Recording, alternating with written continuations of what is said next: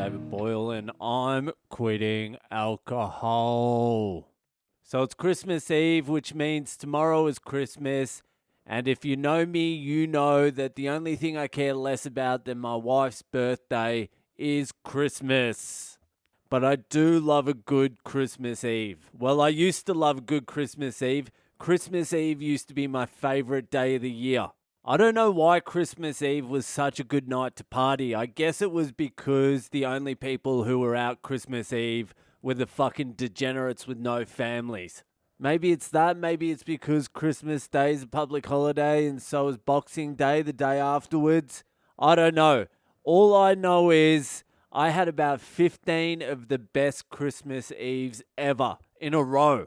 And I can barely remember any of them, which is a good sign because I can't remember them, but I've got that feeling inside that they were great. The difference is now I still can't remember what I did the last few Christmas Eves, except I don't have that good feeling of excitement.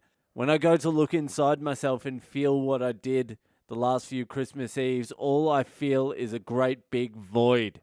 Christmas Eve is one of the harder days for me to not drink, but what am I going to do now anyway? Am I going to manufacture some fucking friends? Woo! Let's relive our youth. My two favorite days of the year was Christmas Eve and Anzac Day. The rest of the year can go fuck itself, especially New Year's Eve. Go fuck yourself New Year's Eve. If I had my time again, this is what I'd do.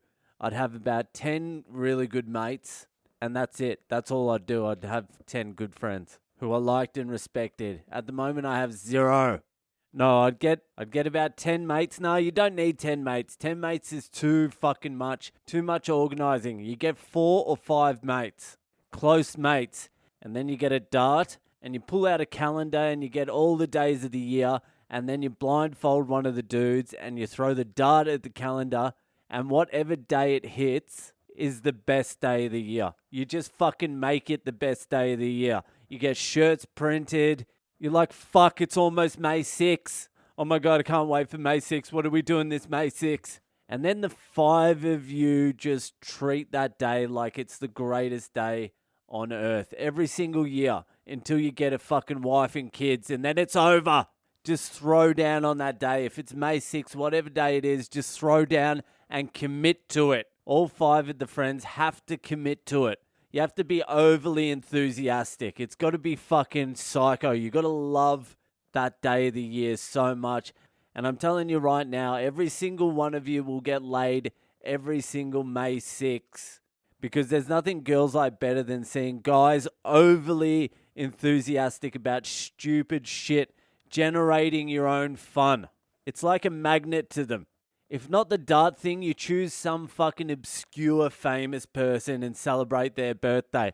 Like the guy who invented the calculator. I don't know who the fuck that is, but you get t-shirts made up and you take his birthday off every year because it's definitely a dude.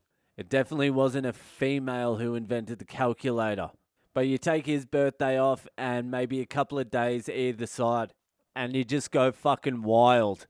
You got to write your own fucking rules in this world.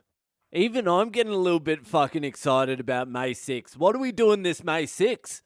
When I eventually get enough money, I'm going to throw an annual party for the listeners, and it's going to be fucking wild. It's going to be half sober people, half complete degenerates.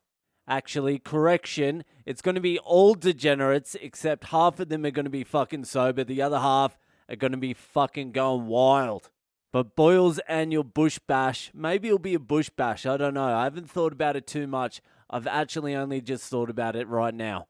But it's going to be on May 6 every year, and it's going to be like Burning Man or Rainbow Serpent, except none of the cunts that go to either of those are allowed to come. You're all banned. And what's going to happen is, throughout the party, I will be sitting in a golden chariot, one of those ones you have to carry. So there will be 4 female bodybuilders walking me through the party.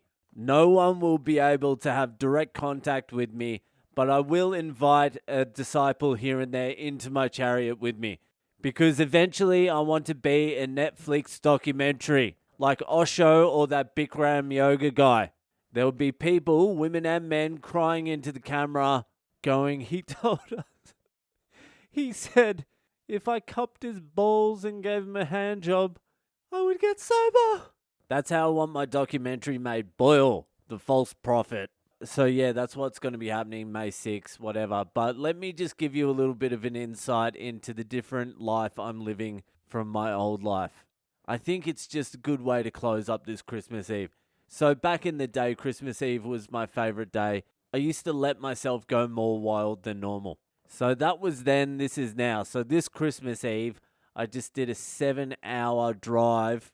And then 15 minutes from reaching the destination, my kid gets fucking car sick and just blows chunks all over my fucking seat, all through the back. It's dripping down his front. The car's covered. The car stinks. And there's no point stopping because we're so close. So he's just sitting there covered in vomit. The whole car's covered in vomit. We get there. They go inside while I'm left outside to clean the fucking vomit out of the car for the next hour and 20 minutes. Ho, ho, ho. Merry Christmas. How things have fucking changed. Anyway, that's it from me tonight. For those of you who aren't sober and like to party on Christmas Eve, just take a couple of seconds silence out of respect for a fallen comrade, me. Anyway, that's it. Have fun, and I'll see you the fuck later.